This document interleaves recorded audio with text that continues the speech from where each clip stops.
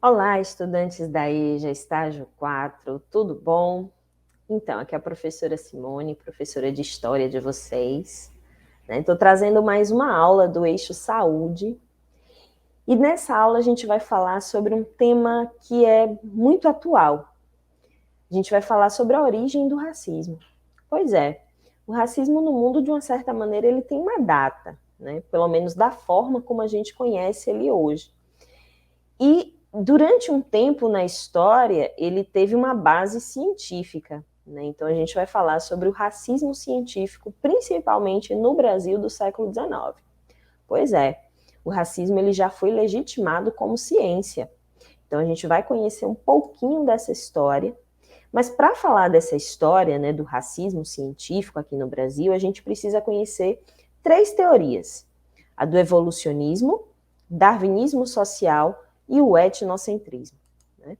Essas três teorias, de uma certa forma, elas foram as balizadoras, né, as âncoras dessa teoria racista que surgiu no século XIX e que legitimou alguns discursos civilizatórios. Pois é, a colonização, ou melhor, a recolonização do continente africano e a tentativa também aqui nas Américas, né, de recolonizar alguns países que já tinham, inclusive, se tornado independentes da sua colônia. Né?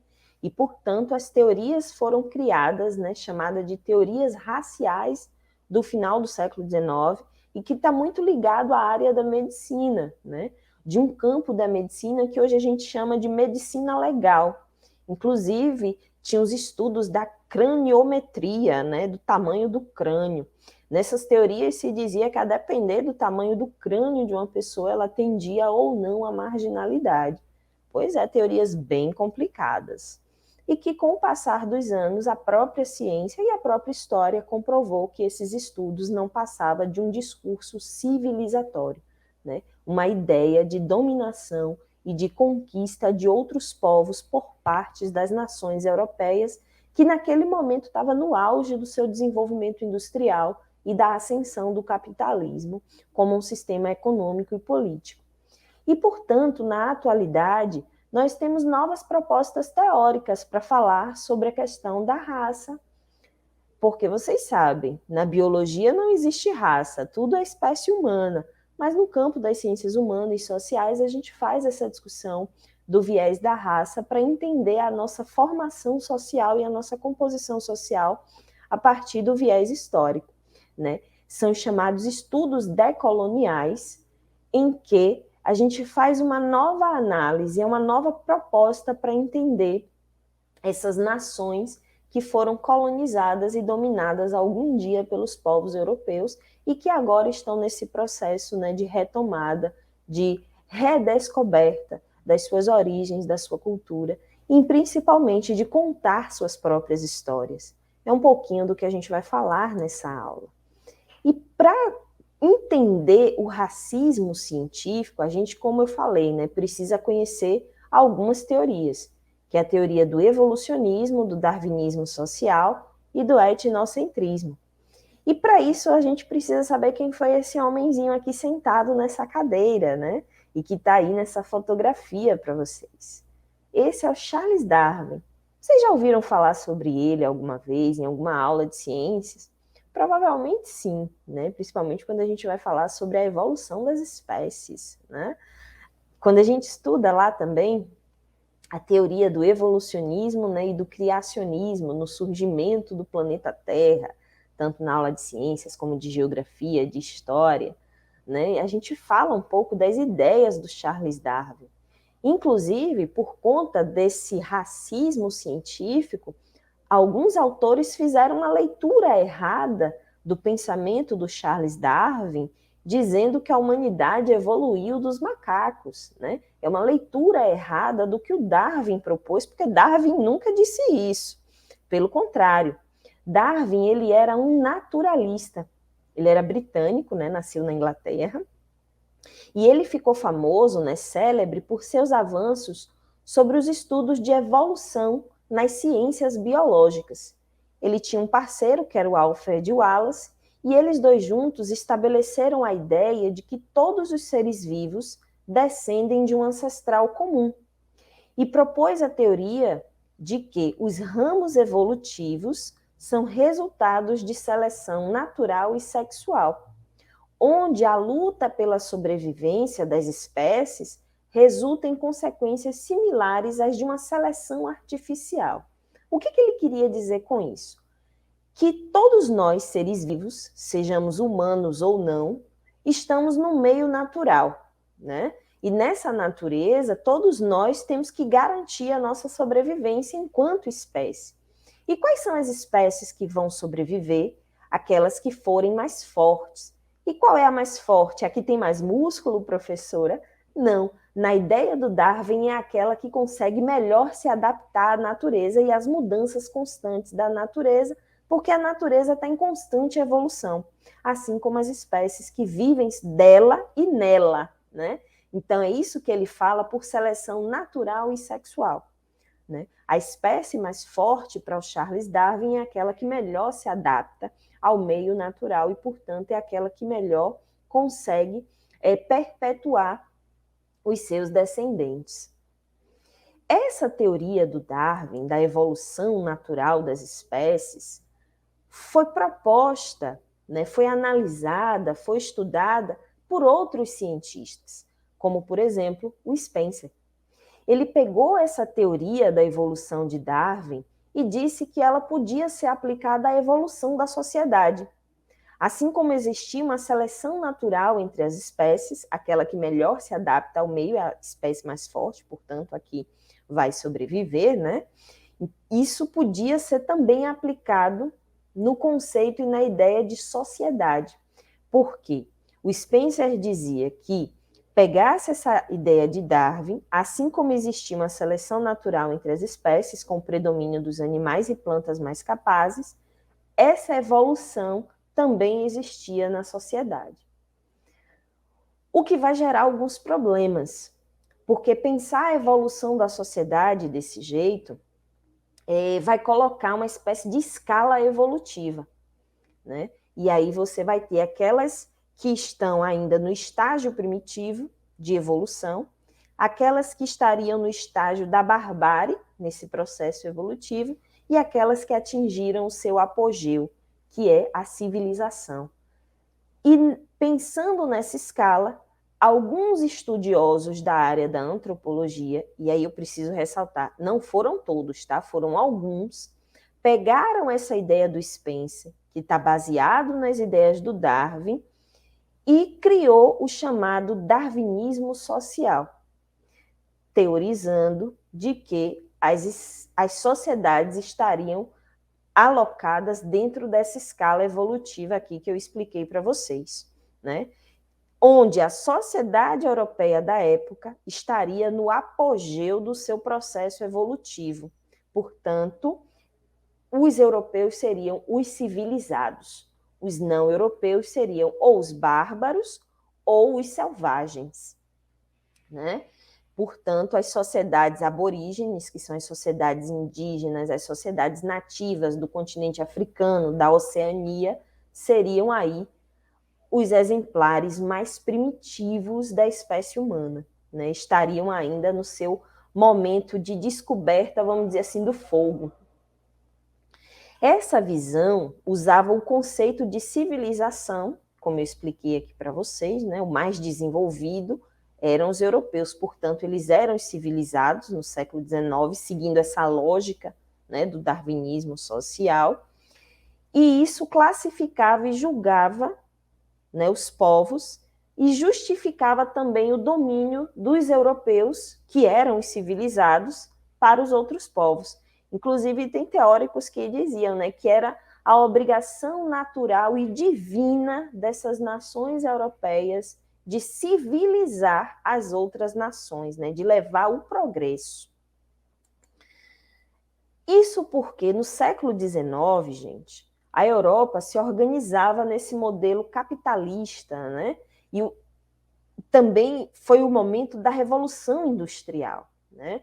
E esse modelo econômico, ele precisava ser universal. exatamente para que essas nações europeias lucrassem nesse desenvolvimento industrial e capitalista que estava no auge no século XIX, né? E fez com que essas nações europeias pegasse essa teoria do Spencer, né, do darwinismo social, se colocasse nesse lugar de nação superior e que vai levar o progresso para essas outras nações, porque também foi uma forma de expandir o capitalismo pelo mundo, né?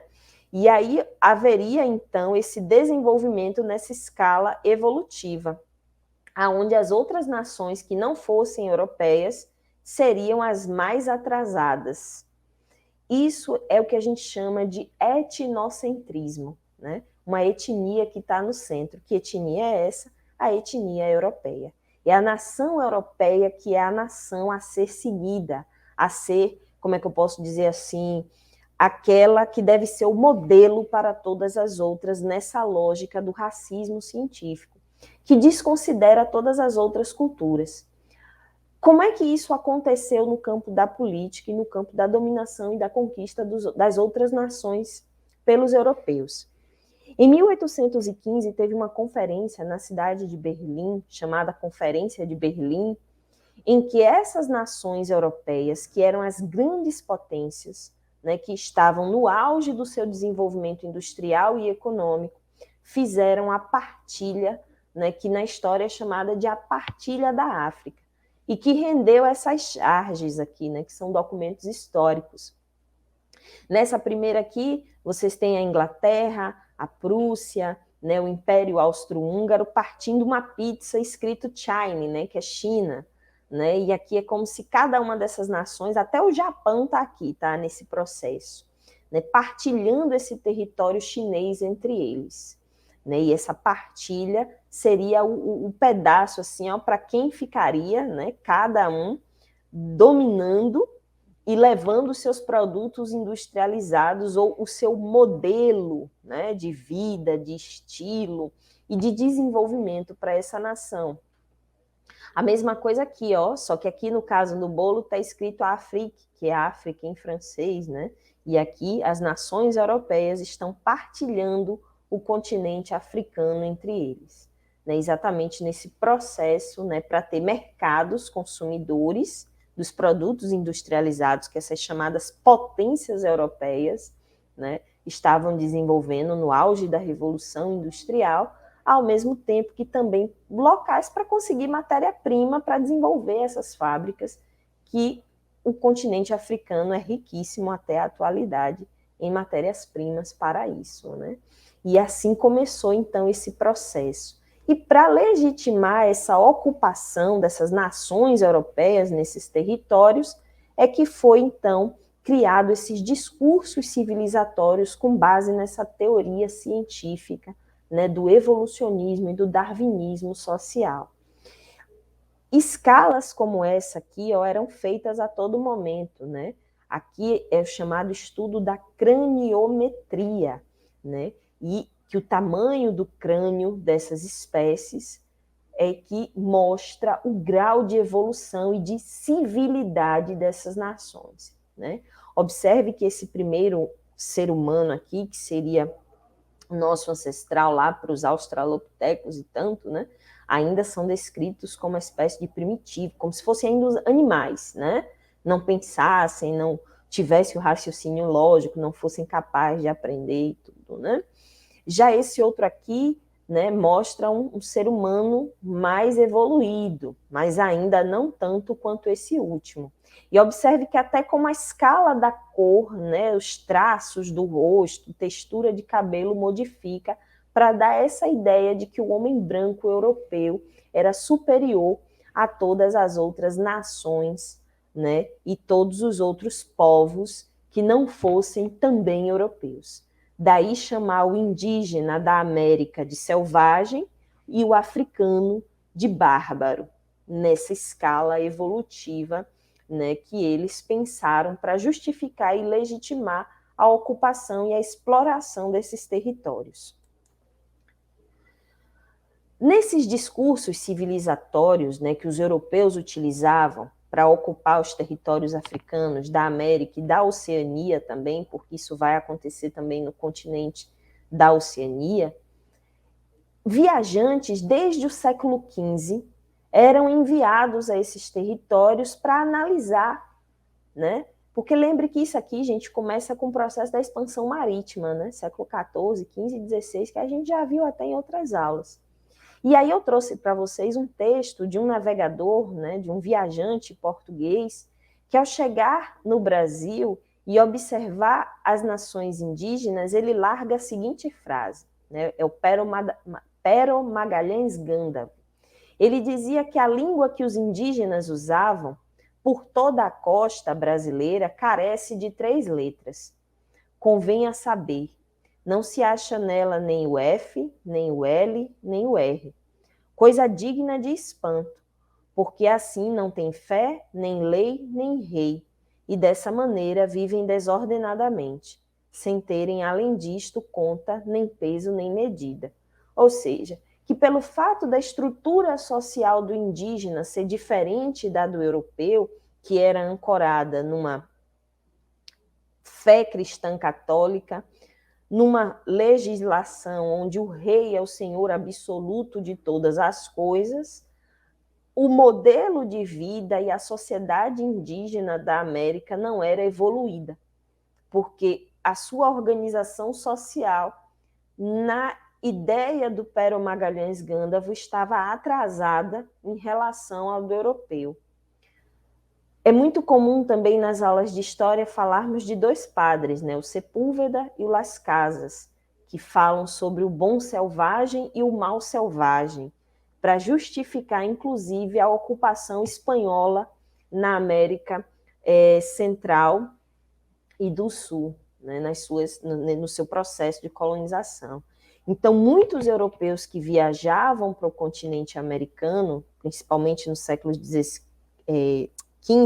16 e 17, usavam justificativas como essa para dizer que as nações indígenas eram nações selvagens e que era uma espécie, inclusive, de direito divino dessas nações europeias, né, de levar o cristianismo, porque era considerada a fé correta, né, e a dominação e a estrutura social da Europa para essas nações.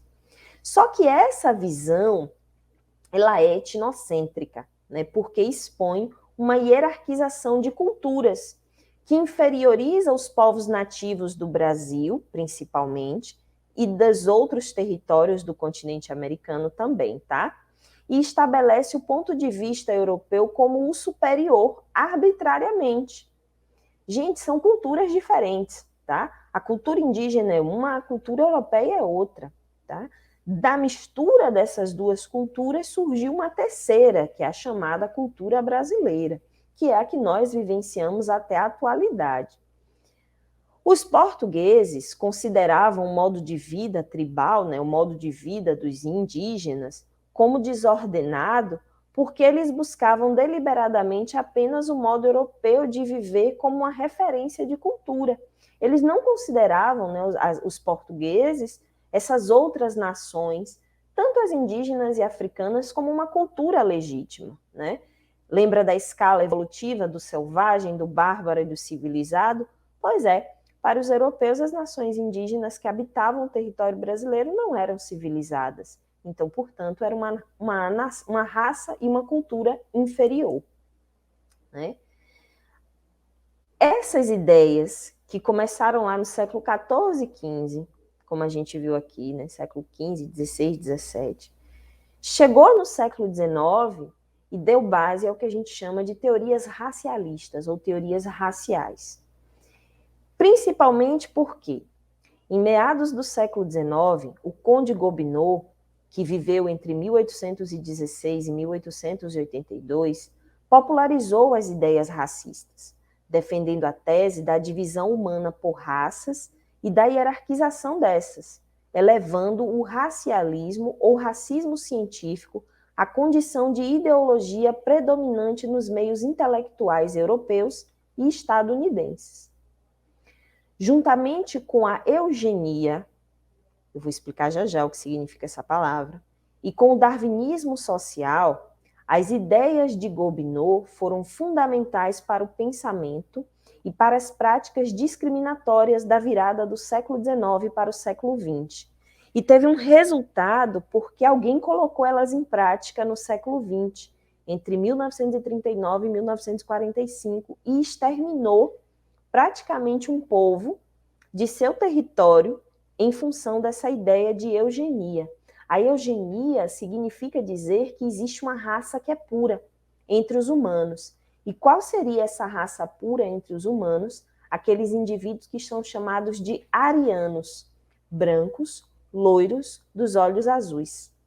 Eu estou falando do nazismo, que praticou o holocausto com o povo judeu, praticou eugenia, certo? E foi depois desse episódio que o mundo passou a se atentar que essas teorias racialistas não são corretas, porque quase exterminou os judeus de dentro do território alemão.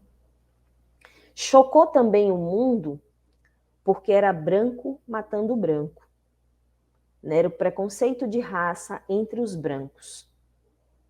Isso também é um ponto significativo, porque a eugenia já era praticada contra os povos africanos no processo de escravização que durou 3 séculos.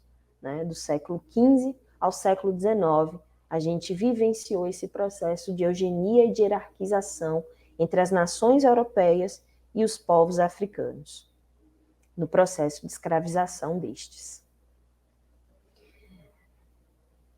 No campo criminal, merece destaque os estudos de Cesare Lombroso, que era médico e viveu entre 1835 a 1909, e sua naturalização do comportamento criminoso e a possibilidade de identificar a delinquência ou o potencial da delinquência num indivíduo a partir da análise física do sujeito, que teria tendências degeneradas, principalmente aqueles sujeitos que são das chamadas raças impuras ou inferiores.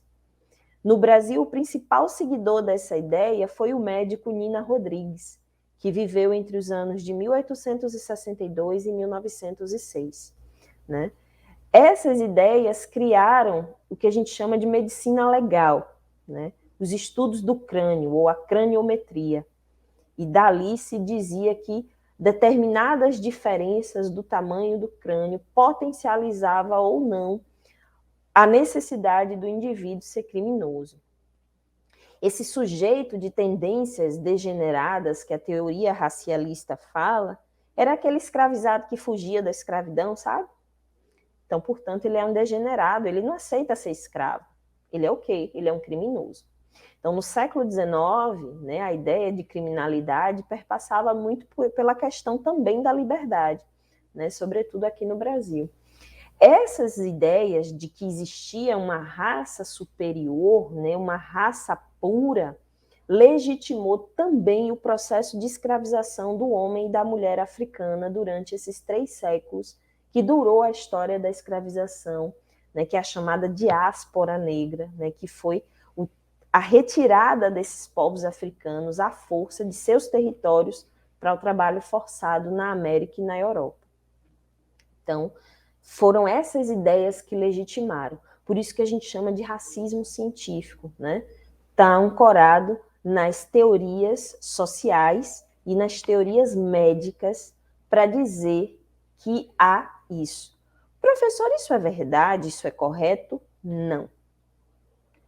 Foram discursos e estudos feitos para legitimar a prática da dominação.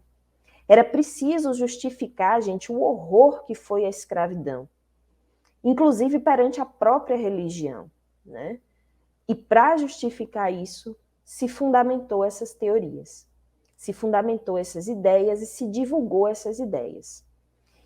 E eu trouxe um vídeo para vocês porque, como eu falei, nem todos os teóricos, nem todos os cientistas do século XIX concordavam com esse discurso e com essa teoria da evolução e do etnocentrismo aplicado às sociedades, como o médico Juliano Moreira.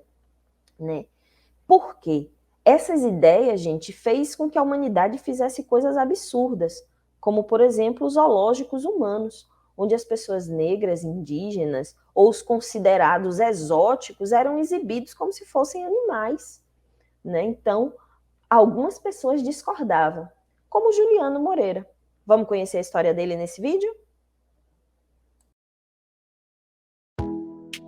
De médico e louco, todo mundo tem um pouco. Só que no caso do baiano Juliano Moreira, a história era mais séria. Juliano foi um dos raros pesquisadores negros de seu tempo e, por meio de seus estudos, combateu o racismo científico que se popularizava.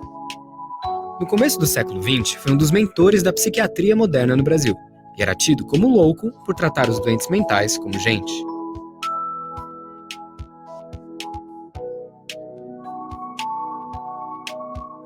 Juliano Moreira nasceu em Salvador. Era mestiço e pobre, filho de uma descendente de escravos e de um português. Sua mãe, Galdina Joaquina do Amaral, trabalhava na casa de Luiz Adriano Alves de Lima Gordilho, o barão de Itapuã, que era padrinho do menino. O pai, Manuel do Carmo Moreira Júnior, só assumiu a paternidade quando Galdina morreu. Juliano tinha apenas 13 anos, e foi com essa idade muito precoce que ele ingressou na Faculdade de Medicina da Bahia. Incentivado pelo padrinho, que era médico e professor da instituição, Juliano iniciou a graduação 2 anos antes da abolição formal da escravatura. Aos 19 anos, se formou médico, e já era referência internacional no estudo da sífilis, com sua tese de graduação citada em importantes periódicos franceses. Depois de formado, fez diversas viagens de estudo para o exterior, visitando escolas e hospitais psiquiátricos na Alemanha, França, Inglaterra, Bélgica, Holanda, Itália, Áustria e Suíça. Numa viagem ao Egito, ficou internado para se tratar de tuberculose na cidade do Cairo. Lá ele conheceu Augusta Peck, enfermeira alemã que cuidava dele e com quem se casou. Com 24 anos, assumiu como professor assistente na cadeira de Clínica Psiquiátrica e de Moléstias Nervosas da faculdade em que se formou. Nesse período, já estudava a obra de Sigmund Freud e citava suas ideias em palestras 10 anos antes de qualquer outro no Brasil. Por isso, é considerado um precursor da psicanálise por aqui. No início de sua trajetória profissional, se dedicou a 2 áreas da medicina aparentemente desconectadas, a dermatologia e a neuropsiquiatria. Com habilidade, conciliou as 2 especialidades ao investigar distúrbios mentais em pacientes com hanseníase. Na mesma linha, inovou ao publicar estudos em que observava as condições psíquicas de pessoas acometidas por doenças infecciosas, como sífilis, tuberculose e gripe. Sua pesquisa não se limitava aos avanços clínicos. Ela também carregava um discurso social que combatia algumas crenças da psiquiatria brasileira do início do século XX. Juliano se opôs ao racismo científico defendido por muitos de seus pares, incluindo outro professor da Faculdade de Medicina da Bahia, do qual tinha sido aluno, o legista Raimundo Nina Rodrigues. Para Nina Rodrigues, a ocorrência de doenças mentais no Brasil era fruto da miscigenação racial, como se negros fossem inferiores e a mestiçagem explicasse a loucura dos pacientes. Na contramão desse pensamento, Juliano argumentava que a etnia do indivíduo não favorece nem dificulta a ocorrência de doenças mentais. Por fim, não aceitava a tese de que negros eram intelectualmente inferiores por natureza e de que a miscigenação causava malefícios à saúde física e mental.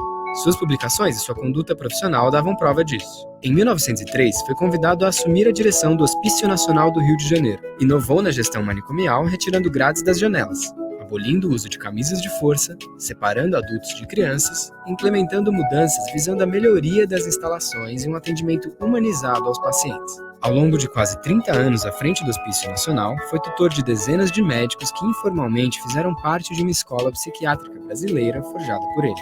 Alguns desses jovens colegas de Juliano se tornaram expoentes em outras especialidades médicas. São os casos de Antônio Austregésilo, Miguel Pereira e Afrânio Peixoto. Sua facilidade para trabalhar em equipe também se manifestou na fundação de periódicos, como os Arquivos Brasileiros de Psiquiatria, Neurologia e Ciências Afins, e os Arquivos Brasileiros de Medicina, assim como na participação em inúmeras associações médicas no Brasil e no exterior. Juliano foi um dos fundadores da Sociedade Brasileira de Psiquiatria, Neurologia e Medicina Legal, e presidiu a Academia Brasileira de Ciências. Quando ainda era vice-presidente da academia, recebeu Albert Einstein em visita ao Brasil em 1925, e levou o físico para conhecer as instalações do Hospício Nacional. Em 1928, fez uma turnê de 4 meses no Japão, dando palestras em várias universidades. Foi nomeado membro honorário da Sociedade Japonesa de Neurologia e da Sociedade Japonesa de Psiquiatria, além de ser condecorado pelo imperador Hirohito com a Ordem do Tesouro Sagrado. Em 1930, Juliano foi afastado da direção do Hospício Nacional. Morreu em Petrópolis 3 anos depois, aos 61, vítima de tuberculose, o mal do século em que nasceu.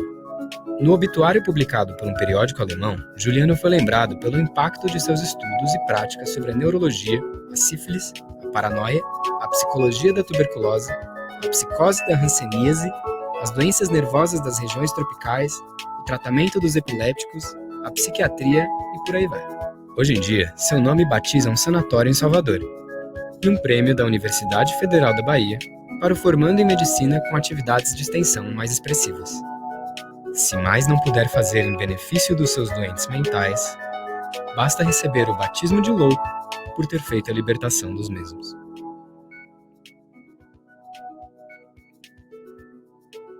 Se você gostou do vídeo, dê um like. Como vocês viram aí no vídeo, né? No século XIX, essas teorias raciais que colocavam principalmente o negro e o mestiço como inferiores foram combatidas também, né? Exatamente porque é uma ideia para legitimar uma conquista, uma dominação, e não com base real, né? Em um dado, numa prova. O século XIX é o século da ciência, né? Da retomada e das descobertas científicas.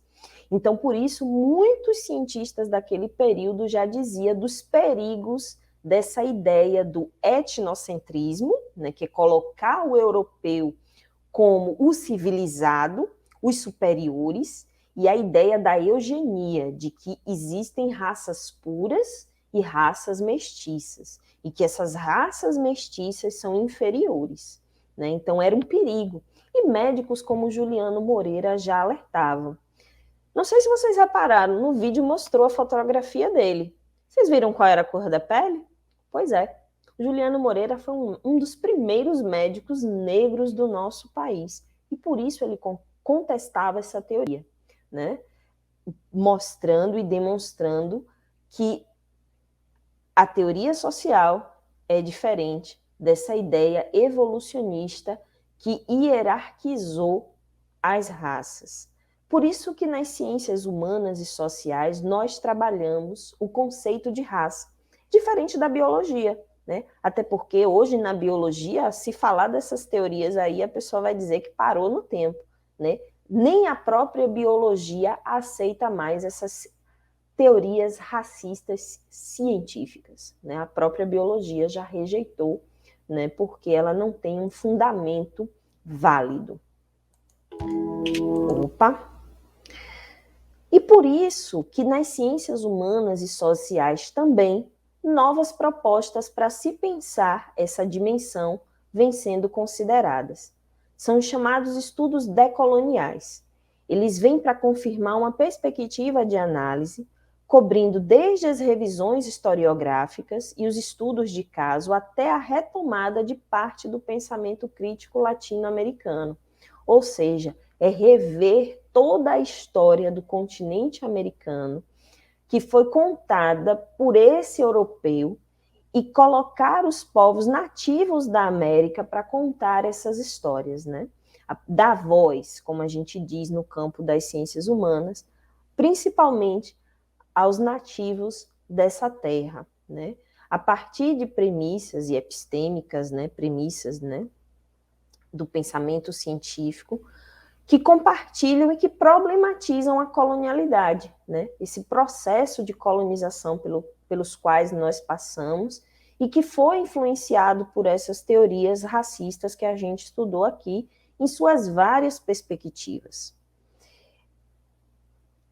Justamente, né, tudo que nós estamos trabalhando aqui é para pensar o que a gente chama hoje de decolonial, na medida que a gente está refletindo a respeito de outras possibilidades de construção do conhecimento, articulando, para isso, um diálogo entre as várias teorias e culturas da própria América Latina, da Índia, né, dos franceses, dos europeus, dos estadunidenses, ou seja, é confrontar esse conhecimento que foi produzido ao longo da humanidade e trazer novos olhares para esse conhecimento, principalmente os olhares desses povos que foram conquistados, dominados e, em alguma medida, também exterminados por teorias raciais como essa, né, no caso dos sobreviventes.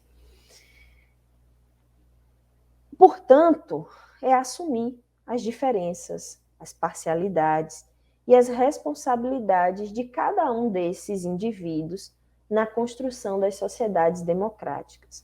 Gente, todos nós somos iguais nas nossas diferenças, né? Então, são as nossas diferenças que devem ser respeitadas e consideradas para pensar a democracia. E a gente precisa começar a fazer esses exercícios de entender que é na nossa diferença que constitui a igualdade, né? Nem todo mundo vai ter o mesmo pensamento, nem todo mundo tem a mesma cor de pele, nem todo mundo tem a mesma textura de cabelo, né? Então, somos todos diferentes, biológica e socialmente. E os estudos decoloniais é uma forma de trazer essas diferenças à tona e daí produzir um conhecimento, de fato, que possibilite a construção de sociedades democráticas, né, onde todos esses diferentes tenham voz e lugar. E aí eu sugiro para vocês uma leitura. Que tal ler um livro, né? Um livro que explica muito sobre essa aula, né?